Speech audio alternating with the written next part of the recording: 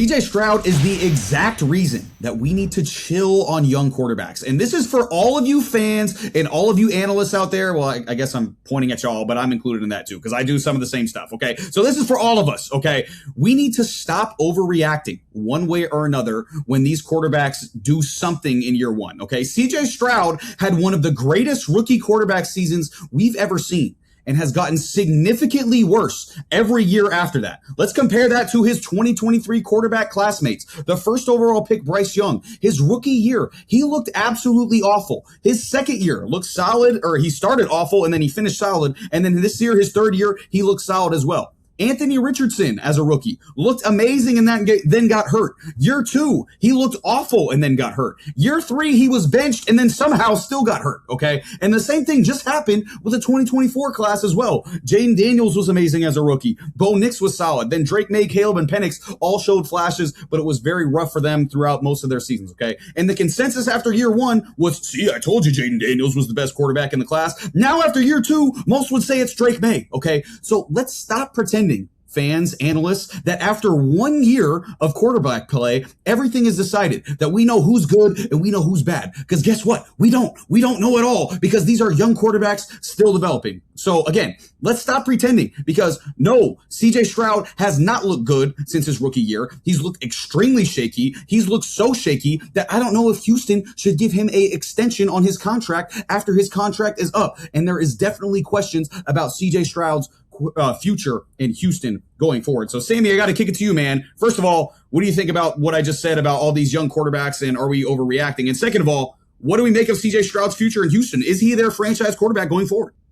So I do want to start with this. That was the worst QB performance I've ever seen. Legitimately, I'm not speaking hyperbolically. I have never seen a QB in the playoffs try so hard to lose a game the way CJ Stroud tried to lose this game. He might be in the same ring with Terry Rozier. I am so serious. I cannot believe what I saw. I cannot. He wanted to turn the ball over. He wanted to. Every single time he dropped back to pass. Please tell me a worse one, because I don't think you can. I'll answer your first question first. It was always ridiculous after 1 year that a QB is top 5. Every single time, there needs to be a body of work for you to approach that echelon. Drake May, after this year, even after his phenomenal year, he could enter top 10 talks. He might be. He probably is. Top 5? Are we sure about that? I don't think so. I'm not very sure. People jump so quickly on these quarterbacks. Jaden Daniels had a phenomenal rookie season. He did. They were putting him in top 5 QB talks. And it's like, relax. Not yet. We need to see a consistent elite level QB play. With CJ Stroud, we saw 1 year. Now all of a sudden we're questioning if he's the QB for the future. What are we doing here? As analysts, as evaluators of this sport, why are we so quick to jump on a trend, jump on a QB's coattails after one good season, when we've seen 1 year wonders in the NFL before? Not just in the QB position, but in the running back position, in the wide receiver position, the pass rush position, safety, linebacker, everything. As for his future in Houston, we're not going to give up on CJ Stroud. Okay, you have no choice but to keep on working with him. However, what I will say is that think twice before giving him this huge contract. Think twice.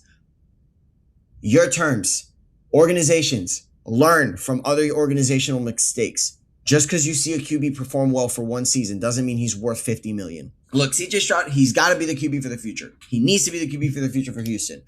The question is, how much are you going to pay him? Because if you value him over the median, you're cooked. So that was one of the worst playoff performances I've ever seen. I quite literally am disgusted. Man, I was saying crazy things watching that game. I'm not going to lie. It was like, my goodness. I couldn't believe that performance, man. I don't know many worse performances that I've seen than that one. And if we're going to be fair here too, again, I talked about it in a previous video. CJ Stroud's offensive line is terrible. Like, he's got a horrible offensive line as well. Okay. And I'm not going to say we, because we didn't, we called him out for this as well. But most people, or most Chargers fans and Herbert sycophants, gave Herbert the excuse of, oh, the offensive line's terrible. He had no chance, blah, blah, blah, blah. But those same people were like, oh, CJ Stroud, what a horrible quarterback performance.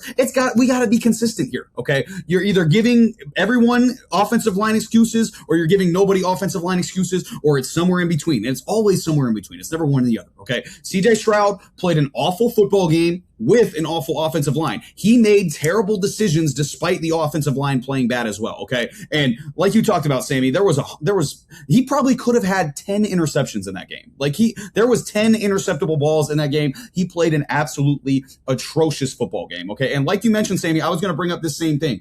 I don't think I'm giving him the extension right now. I want to see how he plays in year 4. Now, after year three is when you typically give your young quarterback the extension, but I'm not going to spend my money and bet on that bounce back. I have to see it with my own eyes before I'm going to put down however much money it is, 50 million, 250 million guaranteed. And we've seen those extensions go bad. Sammy, not to pile on, but your boy Tua, like, you're trying desperately to get off of that contract right now. You're going to have to attach picks to get off of his contract to get your new quarterback in there. We're seeing it with Kyler Murray. Similar situations probably going to happen with him. Denver, all the dead money they ate with Russell Wilson. Deshaun Watson, how's that contract worked out? Geno Smith, they gave him an extension before the season even started in Vegas. That hasn't worked out well either.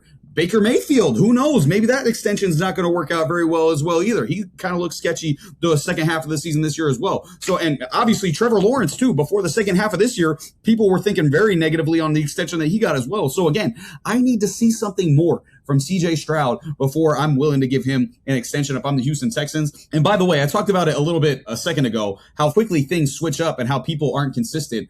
I thought it was really funny how his rookie year, like you've seen his warm up, right, Sammy, with like the baseball swing and he shoots the basketball jump shots. When he was playing well, everybody was like, wow, that's so unique and innovative, because he was having the greatest rookie quarterback season at the time that we'd ever seen. And now that he's playing like trash, everybody's like, see, he's playing a different sport. That's why he's so trash in the games. It's like what are we doing? Like we're just literally just playing the result. Like, he does something good and we're like, see, it's innovative. He does something bad, it's like, oh, he's trash. It's like we have to be so much more consistent and level-headed when deciding things like this. It's just, I feel like we have a really unreasonable perspective at times as analysts, and we have to fix that. And one more thing, look, what I'm saying also doesn't mean that you don't pay him. I want to make this very clear. You probably should pay CJ Stroud, right? But I look at a situation like what the Seahawks did, right? The Seahawks saw what Sam Darnold did in Minnesota. Did they break the bank to bring him into Seattle? Of course they didn't. They said, hey, we saw that 1 year you did. We're going to pay you $55 million guaranteed. How about that? Right? $55 million guaranteed. It's a 3-year, $100 million contract. Now, from face value, everyone might think, oh my goodness, that's crazy. But in this market that we're living in right now, $33 million for a QB that is leading you to the NFC Championship game is 1,000% worth it. Okay? It is. Now, if he would have played like absolute dog water, hey, it happens. It's going to happen. But the point is, you are not paying him over 50 M's for being trash. Okay? You're not paying him that money. You're investing that in other players. You're probably going to pay JSN a lot of money, right? You're probably going to be paying other players more money than you're paying Sam Darnold, and that's completely fine. What the Texans have to do, this is what it's very critical. If you're going to pay him, pay him. But understand, ask yourself the question, he's been here for 4 years. He's been here for 5 years. How many of those years were productive and how many of those years were destructive?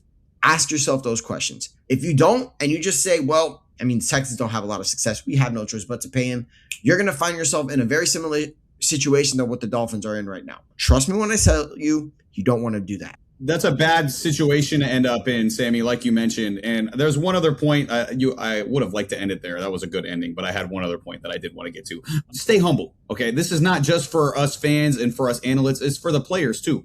Stay humble. Okay, I don't know if you remember this, Sammy, but it was CJ Stroud. After CJ Stroud's rookie year, first of all, he was on like every podcast. It was him and Micah Parsons. There was all sorts of stuff going on with CJ Stroud. It was just seemed like he was everywhere at one time. Okay, and then obviously we've seen it kind of go downhill. But also, I don't know if you remember this. Last season, it was Caleb Williams' rookie year, CJ Stroud's second year. the Texans beat the Bears, and he went up to Caleb Williams after the game and basically big broed him, like, hey, don't be taking all those hits, blah, blah, blah, blah. Well, CJ, how's that working out now, bro?